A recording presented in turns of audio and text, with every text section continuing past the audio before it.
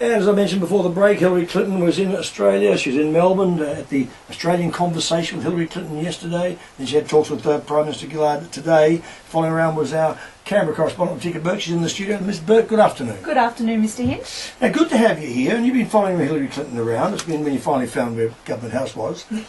Couldn't your cab driver find it? I've got to say, I love Melbourne, but Derryn, your cab drivers are atrocious. And that's being kind. And so you come in here when you take me to Government House and he said, duh. He said, what's that? Is it Parliament House? Oh dear. Anyway. Okay, now what I want to talk to you about Hillary Clinton, because there's a fascinating piece by Tori Maguire in Punch, and she says, I'll just read one sentence. She said, a funny thing happened in Melbourne yesterday morning. A very senior politician answered a whole lot of questions in complete sentences with barely an acronym and without the repetition of a handful of sound bites.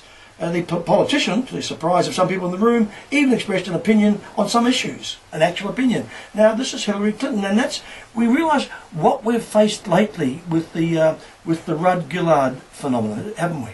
Yes, I think you're right. And sitting through the press conference today, all the questions were directed to Secretary Clinton. Obviously, she's the most powerful figure in the room out of the four ministers there.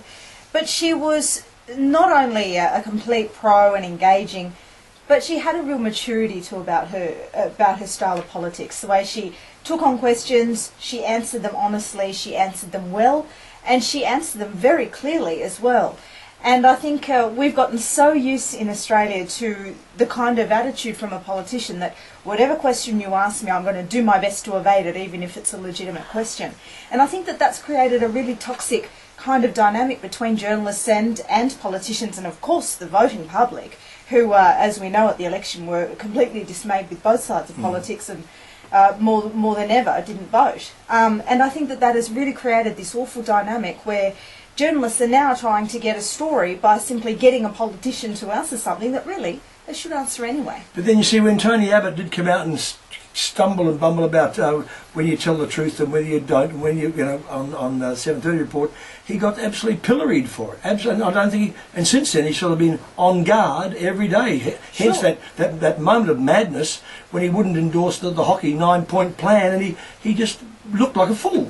Yeah, sure, and I think that also comes down to the type of character you are as a politician. So the gospel truth moment, why did Tony Abbott get into that pickle? Because he said a couple of months earlier he would introduce no new taxes and then proposed a tax of his own to pay for a more expensive paid parental leave plan. Now, if you're consistent, you have less opportunity to trip yourself up like that. Okay, on the following Hillary Clinton around.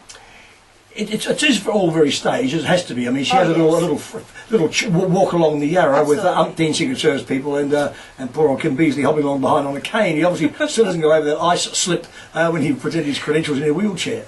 Yeah, look, the whole thing is very orchestrated to the point where Hillary Clinton did a whole day of events yesterday, so many, and the media following her actually had to kind of leapfrog and choose different events because they couldn't go to all of them because the security that you have to go through is at least 2 hours before the event. So if she's doing one every 2 hours, of course there's no way you can get to those events. So even today it was just the one event, a press conference about the Osmin talks, which are about defence and foreign policy interests, and we had to line up there from midday to get into the press conference, which was 1:45. Yeah. I was amazed by the Age headline today: "Backlash fear over US ties." That sounded like some Labour quote from Gough Whitlam 30 years ago. I mean, I recall when writing stories out of New York about what Pine Gap was really about. And we're going back to the 70s. I mean, the US is our major. They are our major ally. We're not their major ally. We're a small country, but they are our major ally. Absolutely. And we've been. The fact that we may have some more military associations with the Americans on our soil. Who gives a damn? I find this a very strange thing. Is it a fear of China, where the China will be upset, offended if we do this? Well, the Lowy Institute, which is a Sydney-based foreign policy think tank headed by Frank Lowy of Westfield, often polls this question about how we feel about America. And recently it's actually improved under President Obama. It has seen Australians more trusting and more happy with our alliance than before under the Bush years, and that was when it did dip a bit.